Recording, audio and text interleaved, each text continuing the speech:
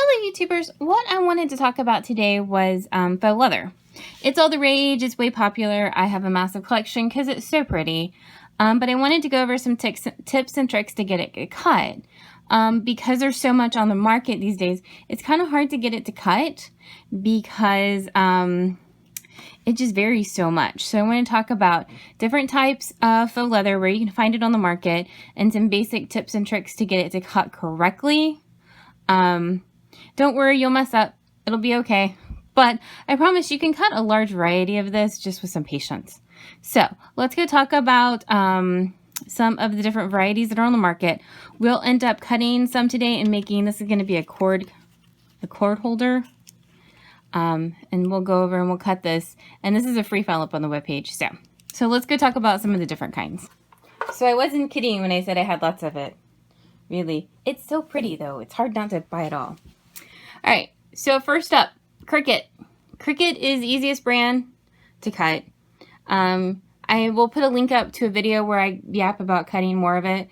But it is. If you're frustrated, if you're brand new to this, if you're a little bit timid, this is always the easiest stuff to cut. It's thin. It's also readily available. But it cuts really, really well. You can just use the leatherette setting in the Silhouette software and it'll cut no problem. The one kind of gripage with the Cricut stuff is that it is limited in colors. You're kind of stuck with the colors that they make. But you can put HTV on the back of this, so keep that in mind too. But its shining saving grace is that it is easy to cut.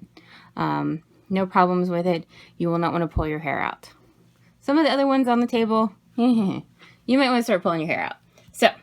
But that's the first one up. All right, so the next one is one you may not know of. This is actually marine vinyl. It's a bit of a crafty and MVP is what I call it. It is vinyl for boats. It's meant for boat seats.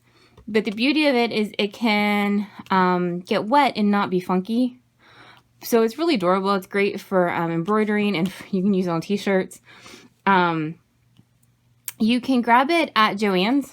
It's $20 a yard, but it's 54 inches wide.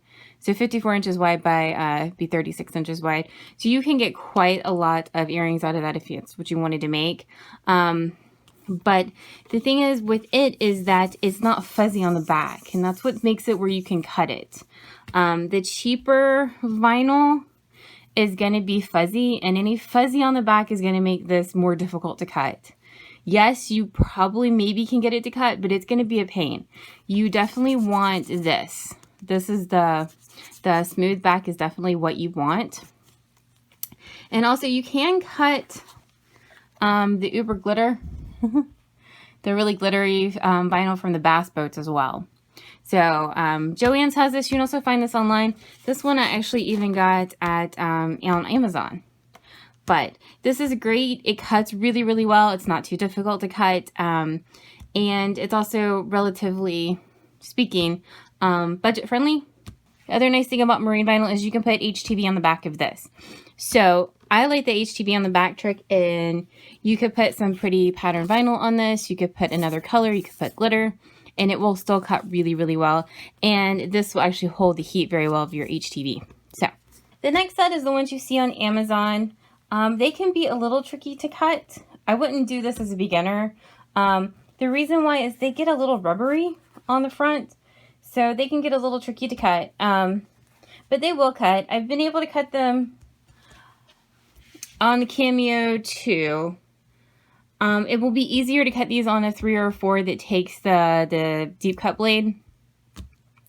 The Cameo 2 can do this, but it might be hit and miss, because I have 2 Cameo 2s and one does not cut with as much force as the other one does. So this would probably be a better 3 or 4 one, and some patience, not a beginner one. All right, so these are the ones from Hobby Lobby, the faux, the big rolls. I don't have the roll actually because I flattened them out, but the big rolls of faux, I guess leatherette, they're calling it, in the ribbon section at Hobby Lobby. They're really, really popular in all the groups. They really vary from roll to roll because they vary in thickness. So see, like this one right here is really, really easy to cut because it's super thin. This one right here is a pain in the tush. partially because it's got that fuzzy background and it's just so much thicker. So I would definitely, if you want to do some of these, stick with one of the thinner ones. This glitter is going to dull your blade very, very quickly, so keep that in mind. But definitely go with thinner and avoid the thicker ones that have the fuzzy background. You can get them to cut, but it requires patience and some cuss words, to be honest. Alright, so this is from Chameleon. This is the brand we're going to be using today. I like it because it doesn't have any fuzzy, and it's actually really not too bad to cut. It doesn't try the patience as some of the other brands can. It is $2.69 for an 8x10 sheet. My only gripe is that I really wish it came in bigger sheets, and you can put HTV on the back of this as well. So, but it comes in lots of pretty patterns and colors and something different, which is kind of nice. So, let's go talk about blades and mats. Alright, so I highly suggest a strong grip mat, because what happens is if it's not really stuck to your mat, it will all squish up and you'll want to scream. I also recommend tape of some kind as easy insurance to keep it taped down, just to keep it from moving, because once it moves, your cut's done. Also, you will make mistakes. Don't know if you can see, but that's part of a star, and it cut my mat, and it'll be okay. Just know that this is going to be some trial and error until you get your cut settings correctly for your material and your machine. But it'll be okay. Just keep that in mind. It'll be okay. So just buy extra materials and chalk up a mat to learning how to do this. So, and I suggest a brand new blade. This is a deep cut blade, and we're using the Cameo 4, so we have the dorky adapter. But this is, the reason I like this blade is because if you come across one of the thicker materials, you can keep going. So now this would be at 10, and we can go 11, 12. And it doesn't come with any of the stupid loops from the craft blades.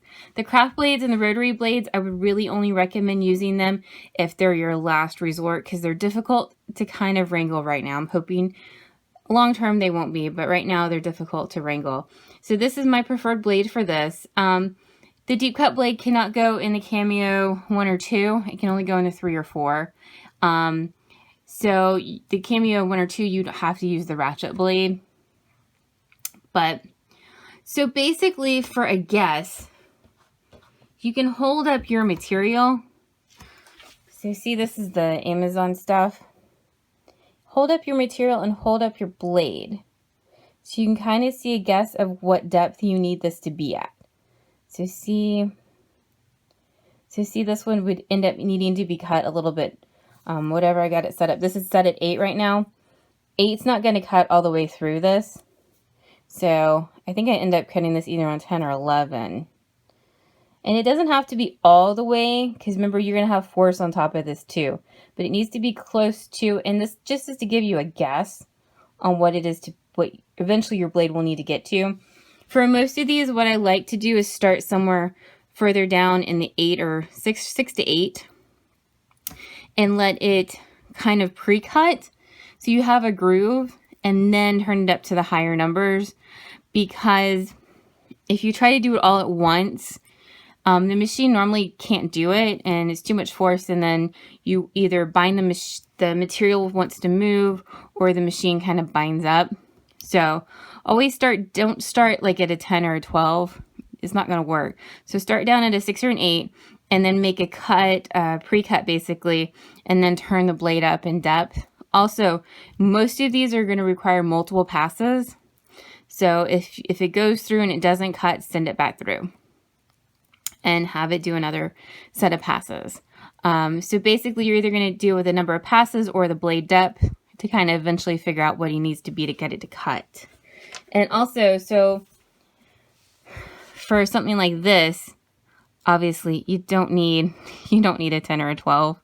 So that's why I kind of like this little trick of getting of your blade up next to your material. So obviously this one's a little bit lower. So another trick, this is, it's beautiful. If you have your heart set on cutting something fuzzy, it will not cut by itself, a fuzzy backing. This is me trying to cut it. And you can tell right here, When I say the machine binds, this is what I'm talking about. You can see how it's not a straight cut. The machine was wanting to move this and it didn't cut straight. Now, one trick you can try is to put HTV on the back. So it gives the machine something easier to cut than this fuzz. This is not a perfect cut by any means. It might have done better with some more testing. And it might have done better if it was a smoother shape instead of, because it seemed to have trouble where the pokey parts are. So, but it is a trick. If you have your heart absolutely set on cutting something with a fuzzy back on it, you can try putting HTV on it and seeing if you can get it to cut. I like HTV on the back of stuff because instead of dealing with just this kind of boring white background, we'll have a bright red one, which I think will be kind of cool on the back of this. So I like this. It's also good to give multiple looks. You can also do the back of your earrings with like pattern vinyl and give a piece like a really cool look. Now test your vinyl before you put HTV on it. Not all vinyl or not all leatherette, faux leatherette is going to want to take the heat. I'd also recommend doing like these are easy, the smooth can come down to a lower temperature under 300. So you're going to want to do some of those. Some of the glitters and holographics may not be the best because they take the higher temperatures. So keep it down with that, or the foil would be another good one. Keep it down with the lower temperature HTVs. Now, like I said, I'm kind of pushing my luck with this mat. It's starting to lose its sticky. A stickier mat is going to be better. And so this is the front of our leatherette. We're going to put it, always put it face down. Let it cut the backing first. You'll end up with a better cut that way. And I'm a big fan of the stupid brayer. I didn't think I'd like this, but it really makes a lot of this much easier. So roll and just make sure it's all on there well and no lumps and bumps. And then tape. Tape is just kind of cheap insurance to make sure that it doesn't bind up. So you don't have to go ridiculously tape happy, but especially because we're going to be trying to cut right here, I would make sure that it's kind of got it taped down. Now I've already played with this, so I know what the blade needs to be set at. So you can turn it all the way to the blade doesn't turn anymore, and then pop it back, and that's where the 1 is. And then we're going to set the blade at 8. I've already cut this, so I know what it needs to be set at, so it's kind of a bit of cheating, but we're going to set our blade at 8. And then we're using the Cameo 4, so we have to use the adapters. So just pop it in the black adapter.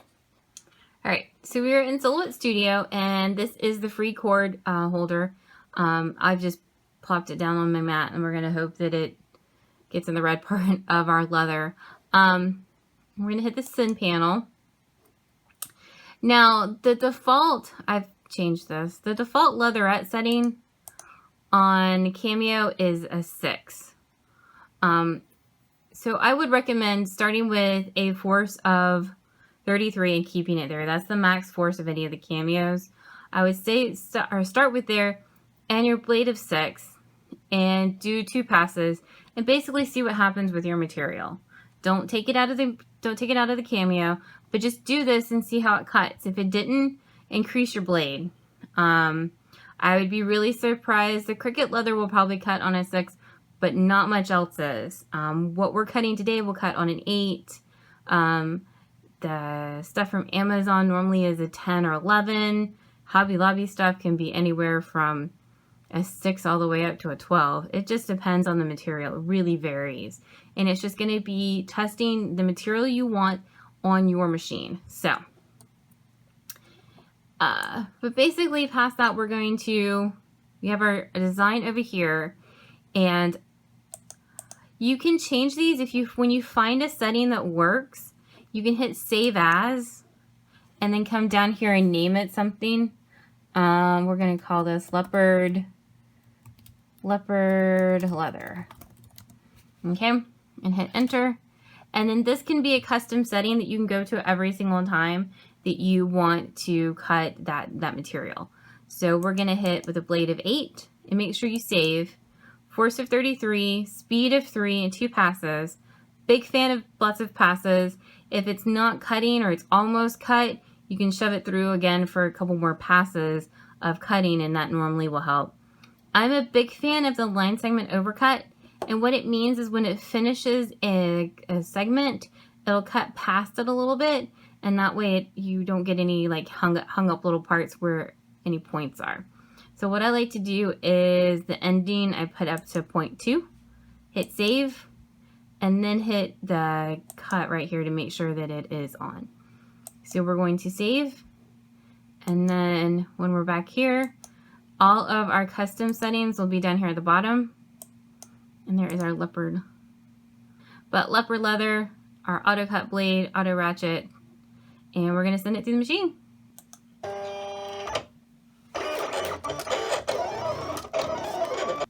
All right, so it's done cutting. So we're going to pull it up and see if it cut all the way. If it didn't, go either increase the blade or increase the blade, or send it through for another couple passes until you get it to cut. Alrighty, so that's what it's like when we pull it all out. I'm going to use this metal kit from Amazon to put in snaps. I'm going to do that real quick and not show y'all because I'm sure this has been a long, yappy video. So we got our little hook on. You can use cam snaps as well, but I got those metal ones in the other day and they do look nice.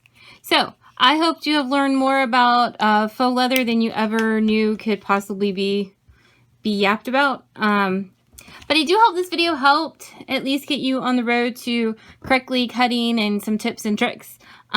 Please like and comment if you have any questions. I do my best to answer. And we'll be back with another video soon. Thank you so much for watching.